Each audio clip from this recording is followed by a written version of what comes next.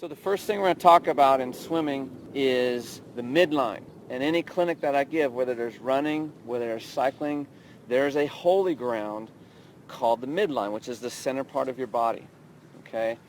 And we don't ever want our outer limbs to cross that, okay? Because there is a guy named Newton, not the inventor of fig Newtons or the running shoes of Newtons, but Sir Isaac Newton. He has a third law of motion. Every action is equal to an opposite reaction. Has anybody heard of that before? Okay. Has anybody experienced it in some aspect of life?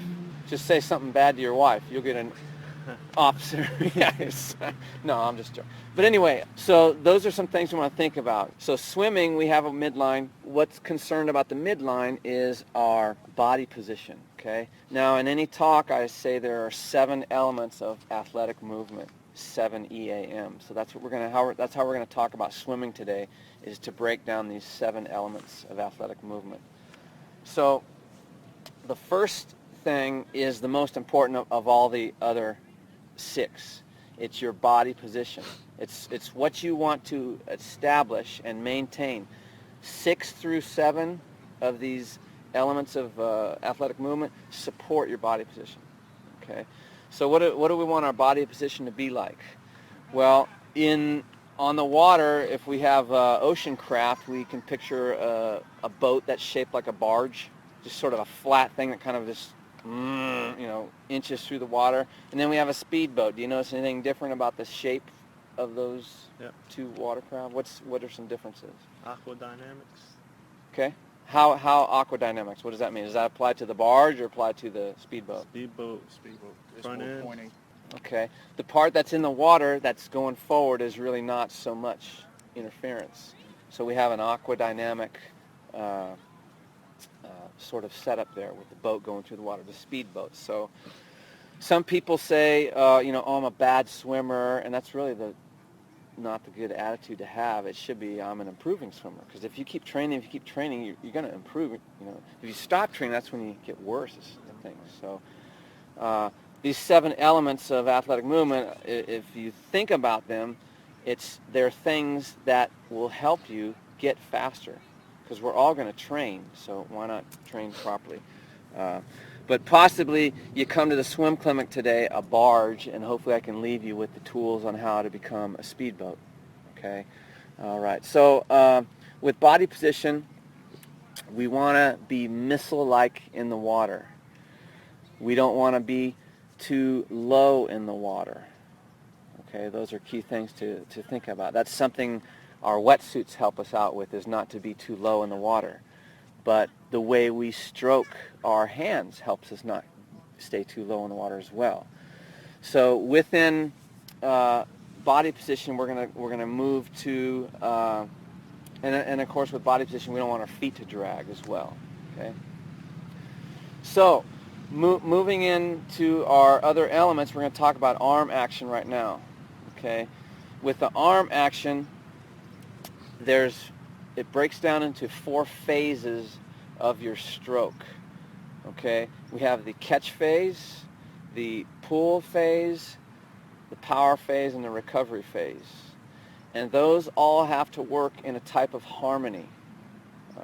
I tell folks, the music that you probably would want to listen to go fast on running and cycling is probably heavy metal, rock and roll. That could probably help you do well in running.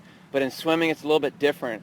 I would say more of a classical type setup and feeling you have to have.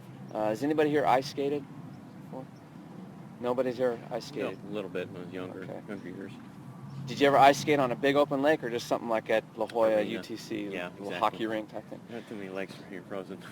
Well, on a technique scale, as far as where does swimming fit in, if 10 is like gymnastics and 1 is like picking up a rock and dropping it, if that were a sport, swimming is kind of a 6 or a 7 in technique as far as affecting your performance, okay? Whereas cycling and running are around 3 and a 4, okay? You can go hard and do well in cycling and running and really not know much about technique.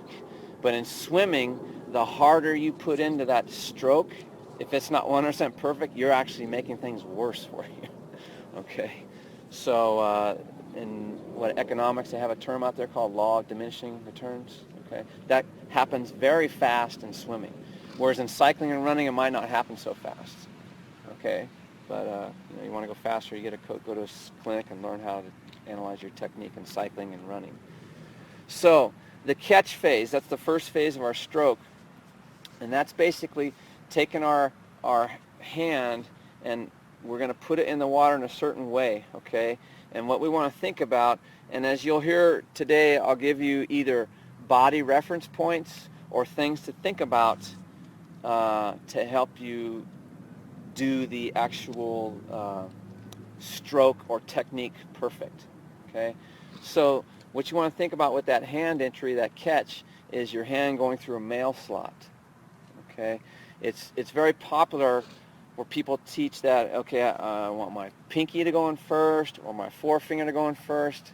But Steve, you're an engineer. You could probably see how if my forefinger enters the water first, to come straight back, initially I'm going to be going, my force is going to be going from 1 to 7 o'clock. Do you see that? Yeah. I've got to twist my arm to come straight back.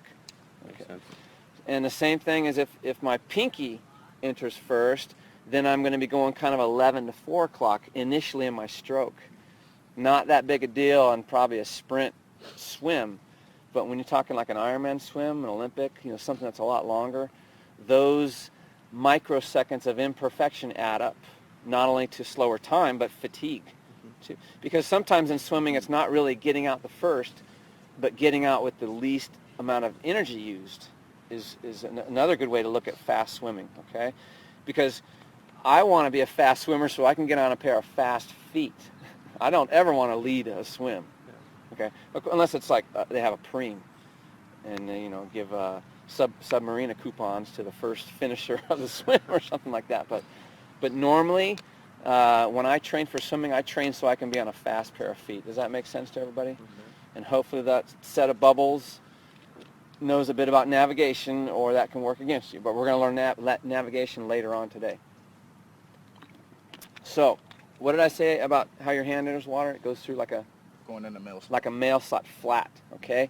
And then we want that in such a way so we start from 12 and go to 6. We want to go from 12 to 6 o'clock as most efficient as we can. Hopefully that makes sense.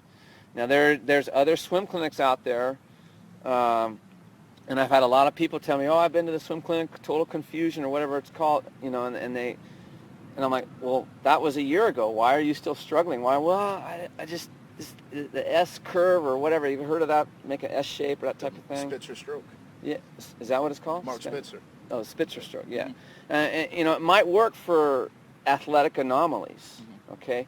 Has anybody heard of Dave Scott? Oh, yeah. I mean, he's got terrible running form, but consistently below 250 when he did Ironman Hawaii, Yeah. So there are athletic anomalies out there, but what I'm trying to share with you today is just what's going to biomechanically be sound for everybody, okay? Because the thing about teaching technique and enforcing drills is, do we all understand the difference between analog and digital? Okay, analog is kind of that radio wave that's kind of irregular and just goes to the moment. It's never the same. Whereas digital is either on or off, a 1 or a 0. And our bodies, athletically speaking, are naturally analog. In other words, because of poor nutrition or poor habits or lack of flexibility, range of motion, our strokes are going to be different. The right hand is going to swing different than the left hand when we're running. Are you with me? The mobility. So what I want to teach people is to become more digital. You either do a correct swim stroke or it's incorrect. Incorrect works against you. Correct gets you to that fast set of feet.